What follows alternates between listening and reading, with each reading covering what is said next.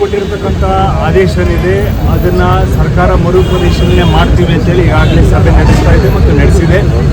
ಮರುಪರಿಶೀಲನೆಯ application ಕೂಡ ಹಾಕೊಂಡಿದ್ದೆ. ನಾನು ಸರ್ಕಾರವನ್ನು ಮಾನ್ಯ ಮುಖ್ಯಮಂತ್ರಿಗಳಲ್ಲಿ ನಾನು ವಿನಂತಿ ಮಾಡ್ಕೊಳ್ತೀನಿ.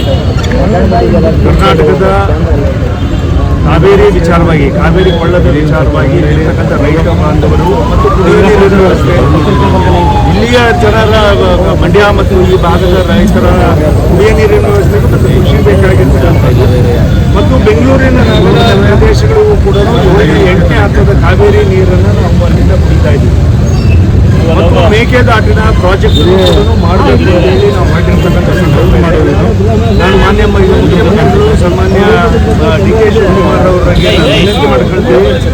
ಸತತವಾಗಿ ನಾವು ಬಂಗಾರಪ್ಪನವರ ನಾನು ಶಿಷ್ಯ, ಬಂಗಾರಪ್ಪನವರಂತಲೇ ನಾನು ಸರ್ಕಾರವನ್ನು ನಡೆಸ್ತೀನಿ, ರೈತರ ಪರ ಬಡವರ ಪರ ತೀರ್ಮಾನವನ್ನು ತಗೊಳ್ತೀನಿ ಅನ್ನೋದಾದರೆ ಬಂಗಾರಪ್ಪನವರು ಹಾಗೆ ಆಗಿನ ಸಂದರ್ಭದಲ್ಲಿ ಸುಗ್ರೀವಾಜ್ಞೆಯನ್ನು ಹೊರಡಿಸಿ ಯಾವುದೇ ಕಾರಣಕ್ಕೂ ಕೂಡ ಒಂದು ಹನಿ ನೀರನ್ನು ಕೂಡ ಕರ್ನಾಟಕದಿಂದ ನಾನು ಬಿಡೋಲ್ಲ ಅಂತಕ್ಕಂಥ ತೀರ್ಮಾನವನ್ನು ಆ ದಿನ ಮಾಡಿದರು.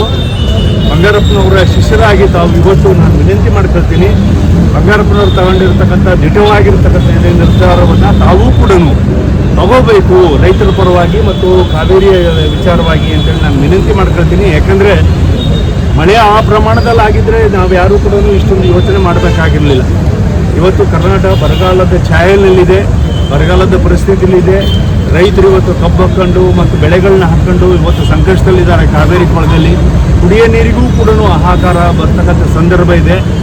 ತಾವು ಮಾನ್ಯ ಮುಖ್ಯಮಂತ್ರಿಗಳಾಗಿ ಬಂಗಾರಪ್ಪನವರ ಶಿಷ್ಯರಾಗಿ ತಾವು ತಗೊಳ್ತಕ್ಕಂಥ ನಿರ್ಧಾರ ಇಡೀ ಕಾವೇರಿ ಕೊಳ್ಳದ ಮತ್ತು ಕರ್ನಾಟಕದ ಕಾವೇರಿ ಕೃಷ್ಣ ಬೇಸಿನ್ ಇರ್ಬೋದು ಅಥವಾ ಗೋದಾವರಿ ಬೇಸಿನ್ ಇರ್ಬೋದು, ಇಡೀ ಕರ್ನಾಟಕಕ್ಕೂ ಕೂಡ ಅನ್ವಯಿಸ್ತಕ್ಕಂಥ ರೀತಿಯಲ್ಲಿ ಕರ್ನಾಟಕದ ನೆಲ, ಜಲ ಮತ್ತು ಜನಗಳ ರಕ್ಷಣೆಯನ್ನು ಮಾಡ್ತಕ್ಕಂಥದ್ದು ನಮ್ಮ ಮೂಲಭೂತ ಕರ್ತವ್ಯ ಮತ್ತು ಜವಾಬ್ದಾರಿ ಅಂತೇಳಿ ಭಾವಿಸ್ತೀನಿ.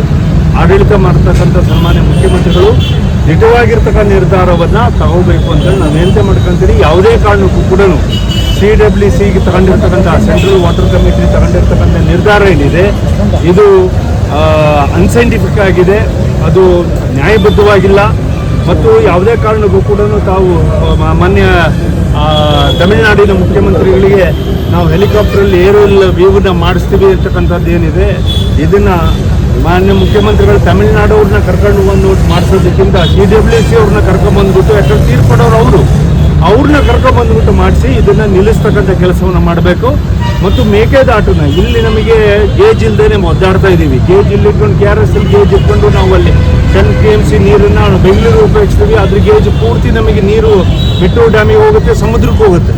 ಅದರ ಬದಲು ಮೇಕೆದಾಟನ್ನು ಇಮಿಡಿಯೇಟ್ ಆಗಿ ಕೇಂದ್ರ ಸರ್ಕಾರದ ಜೊತೆಗೆ ಮಾತನಾಡಿ ಮೊನ್ನೆ ಹೋಗಿ ನೀವೇನು ಸಭೆಗಳನ್ನ ಮಾಡಿದ್ದೀರಿ ಅದನ್ನು ಮುಂದುವರಿಸ್ಕೊಂಡು ಕೇಂದ್ರ ಸರ್ಕಾರವನ್ನು ವಿಶ್ವಾಸಕ್ಕೆ ತಗೊಂಡು ಮತ್ತು ರಾಜ್ಯ ಸರ್ಕಾರದ ಜನತೆಯ ವಿಶ್ವಾಸವನ್ನು ತಗೊಂಡು ತತ್ಕ್ಷಣ ಮೇಕೆದಾಟನ್ನ ಕೆಲಸಗಳನ್ನ ಶುರು ಮಾಡಬೇಕು ಮತ್ತು ಅಲ್ಲಿ ಗೇಜನ್ನು ನಮ್ಮ ಬಾರ್ಡ್ರಲ್ಲಿ ಹಾಕಬೇಕು. ಅದರಿಂದ ಕುಡಿಯೋ ನೀರಿನ ವ್ಯವಸ್ಥೆನೂ ಆಗುತ್ತೆ ಮತ್ತು ನಮ್ಮ ಕೊಳಚೆ ನೀರನ್ನು ಪರಿಶುದ್ಧವಾಗಿ ಮಾಡಿಬಿಟ್ಟು ತಮಿಳುನಾಡಿಗೇನು ಹೋಗ್ತದೆ 10 TMCವರೆಗೂ ನೀರಲ್ಲಿ ಹೋಗ್ತಾ ಇದೆ.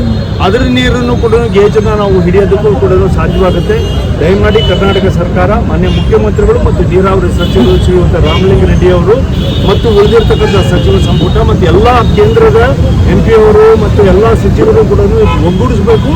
ಧ್ವನಿ ಎತ್ತಿ ಕರ್ನಾಟಕದಲ್ಲಿ ಯಾವುದೇ ಕಾರಣಕ್ಕೂ ಕೂಡ ನೀರಿಗೆ ಆಗದೇ ಇರತಕ್ಕಂಥ ರೀತಿಯಲ್ಲಿ ಮಾಡಬೇಕು ಅಂತ ನಾನು ವಿನಂತಿ ಮಾಡ್ಕೊಳ್ತೀನಿ.